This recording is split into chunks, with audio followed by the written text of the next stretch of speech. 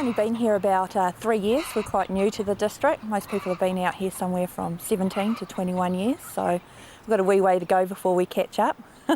Now you did two-prong attack, Yeah. chickens and llamas. Yes, definitely. We had the llamas. I've been involved with them for 11 to 12 years now and just loved them. But my husband was determined to have fresh eggs for breakfast. And I started off slowly with 2 chickens, and probably don't want to say quite how many I've got now if my husband's watching this. Talk about the llamas though, because you've got a very interesting management system. You don't do all the work. No, I've got a group of fantastic llama mamas, we call them. Got 5 ladies aged from about 24 through to 74. And the 5 of them come out on a Friday from 10 till 1, and they actually help with the training and showing of the llamas. They do all the care, the grooming, their toenails, their injections, and they're really involved with them. They're all responsible for one particular llama, and this year they're all just got a cria as well, a baby llama to look after as well, in charge of training it from the beginning.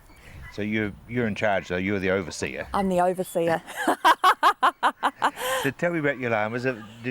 You've got quite an array? Yes, I've got quite a variety of them. I don't have a huge amount. I have about, we had 21 at one stage. I think we're back to 17. We are hoping to get down to about 12.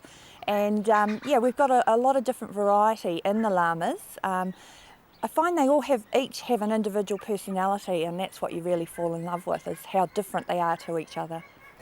Where's your market? Because obviously if you're cutting back, you're sending some off the property. Yes, we train them up and then get them going to the right homes. It's important.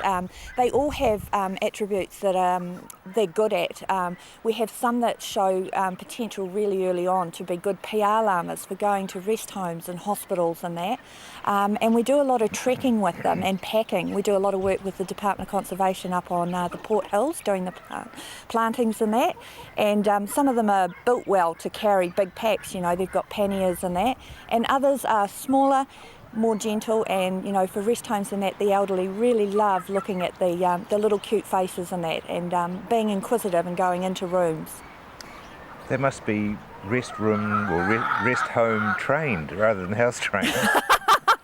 We actually do use the cowshed that we live in for training, and it's got a lot of tight spaces in there, as you've already seen, and it's really good for them to learn to go into small spaces, turn around, not knock things over, knock people over, and also have different textures under their feet and that as well.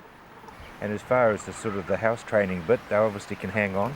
Very well, yes. They generally just go on one spot in the paddock. They have one particular spot that they use. So when we go away for a long trip for a weekend or a 7 or 8 hour drive, say up to Nelson for an A&P show, we'll take some of their byproduct with them and encourage them to go in a new paddock, but it does take them a while to put that scent down and know that they can go there. They'll hold on for a long time. And the same when we go to rest homes, we take a wee bit with us, but we like to fertilise the rose gardens mostly.